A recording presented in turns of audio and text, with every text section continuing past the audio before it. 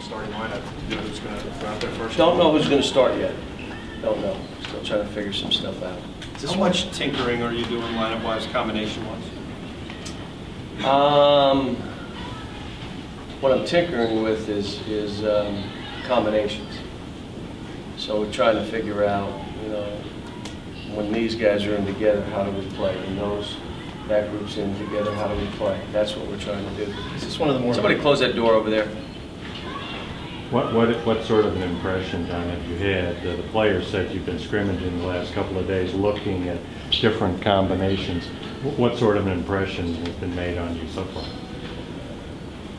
None really. I mean, I'm just trying to watch tape and see what I'm comfortable with and all those kind of things. We just got a long way to go. I mean, defensively, we're just awful right now. I mean, we don't stay in front of anybody, and we got guys stopping left and right and think it's okay, or my man, it wasn't my man, and stuff like that. And so, you know, I watched tape of Michigan State and Northwood, and you got two teams that play every bounce of the ball, that are moving and helping the helper, and it's gonna. The greatest thing about playing a team like this, the #1 team in the NAIA and a team that was down 6 to Michigan State at half, that made 9 threes, that has some post-up game, has a really quick guard, is that you are the weaknesses or the things that we're not doing well will be glaring.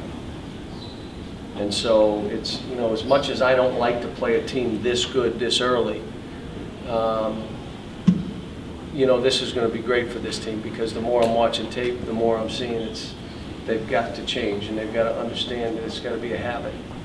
In terms of potential, is this one of the more versatile groups you've had, though, in terms of different lineups that you could, so many different lineups you could run out there that would make you look so many different ways? Yeah, it may be put 5 guys and they got it rolling and leave them out there for 8 minutes before you do anything.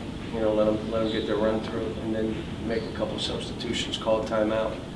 But I don't know until we start playing. And that's the other thing with playing Maryland and Duke. You open up your schedule with those kind of teams, and even transit, you got all the seniors. This team that we're playing tomorrow has all seniors. We're going to be playing all freshmen. So you're going to see it. And then Maryland and Duke, they're going to exploit every weakness we have. And now you come back and show the tape and say, now if we want to win, these are things we're going to have to do, and let's go. I mean, we just got a long way to go. Are you considering playing these 2 big guys together serious enough that we would see it tomorrow night? Oh, you'll see it tomorrow. Yeah. We started playing them and just wanted to make it, trying to get those 2 comfortable. What I liked is they were talking to each other on the court. They were, you know, Willie was saying the Nerlens, and they were talking. I saw them. That's what you want. You want a team of guys that are talking to each other, that are looking after each other, that have each other's back. Who are those 5? I don't know. But we'll stick different combinations. And you know, I've told you many times, for me it doesn't matter who starts, it's who's going to finish. I may be starting guys based on the fact that I just think this is the best way to start the game, or I want the rotation to be. But when you look at my teams, it's who's in the game those last 5-7 minutes.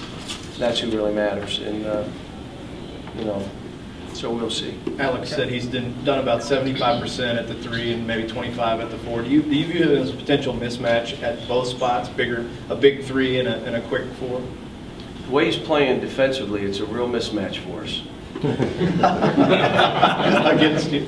It's a real problem for whoever he's guarding. At either position, or is he struggling more at one? Both positions.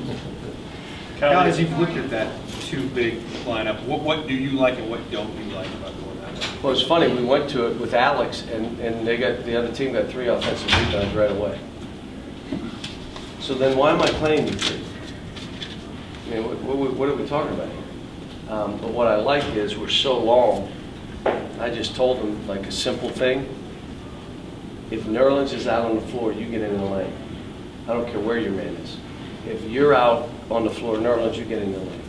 So you're always going to have someone like 7 foot standing near the goal. And then you tell the other guys, make them drive. How about that for genius basketball? Julia said it allows those guys on the perimeter, when those 2 are on the floor together, to really be aggressive for that reason, just because we can be aggressive. When you have Alex out there, I did this, I was trying to make a point, and I didn't realize, but was making a point about making guys drive, getting high hands so they do drive, high hands early. Doesn't mean you got to bump them to give them straight line drives, but you don't ever close with your hands down because our game is to get them to drive into our defense. So something happened, I stopped the team and I said, stop for a second. No, let's go touch the top of the square. He jumped up and, you know, boop. I said, Willie, go touch it. So Willie, Alex, just go touch it, Alex. This is the square, and I'm not. So then I was joking, and I said, Kyle. Now he ran from Pittsburgh, but he went up and touched it, touched the top of the square. And then I said, Archie, guess what? He touched the top of the square. I'm talking not like top of the square. So why wouldn't we bring people to us? You don't want to block your own man's shot. You're trying to block your teammate's shot, his man, not your man. You body him and let us block it. And there's enough guys on the court that can do that, disrupt shots. And that's where Anthony made a lot of his plays last year. So did Terrence, so did Michael, I mean, so did Darius. I mean, we Is had... it easy to show that to them on film then? No, that way, or? no, I don't show much of last year.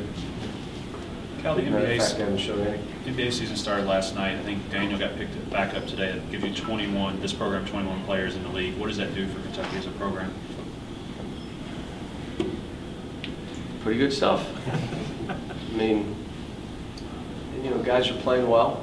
I'm so happy for Eric Bledsoe. I mean, you got 15 teams trying to trade for him. You know, they love Brandon in Detroit. And, you know, I'm proud that our guys go in the league and are prepared to play.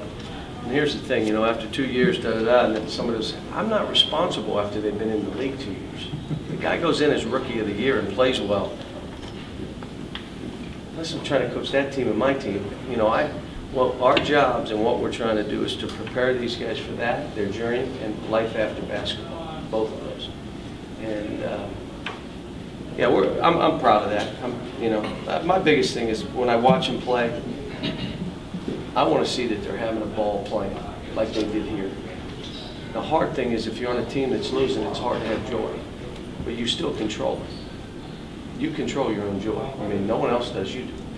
And so I saw Darius and Anthony Davis on the sideline, not on the court, going nuts when they were playing. They were waving towels, high-chesting, high-fiving guys, running out in the court. And my thing is, if they lose games, you still have to have that if you're ever going to reach your potential as a team and as a player. And that's what I got on DeMarcus about. He said, you got to have joy, man. You can't be playing mad, mean. You got to have fun playing this game. And but we got a bunch of good guys. You know Coach Massimino very well. Did that have anything to do with you? Yeah, he called me and he said, I'd like to play in an exhibition game. And I said, okay. He said, the reason is, you know, we won our national title in Rupp Arena and I haven't been back. And this is my last year of coaching. Would you play us? And I said, sure. Now, I didn't know his team would be this good. Man said, why don't you just come in and watch one of our games? How about that? But I'm happy for him. And think about it. He was in the final game of the NAIA championship, and I don't know if there's anybody that's won an NCAA championship and an NAIA championship. I think there's been a couple that have won the NIT championship or, you know, in an NCAA championship, but I'm not sure NAIA. Kelly, you having fun? Yeah, it's just I'm tired. I'm beat down because every moment you're trying to think of ways, how do you get guys better, what are you doing? I'm having more individual meetings than I've had collectively since I've been the coach here already. And what are we in, 21 days of practice? So, but that's what this team needs, and that's fine. I mean, I'm here for them. Sometimes I have to do a little bit more. Sometimes I can do a little bit less depending on the team.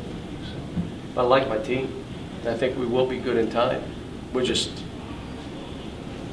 you know, it's kind of scary, but and I know you'll say, you know, us getting dinged is not the worst thing. I'm telling you that for these guys to understand, let's get back down to this and understand you've got to listen, you've got to create habits.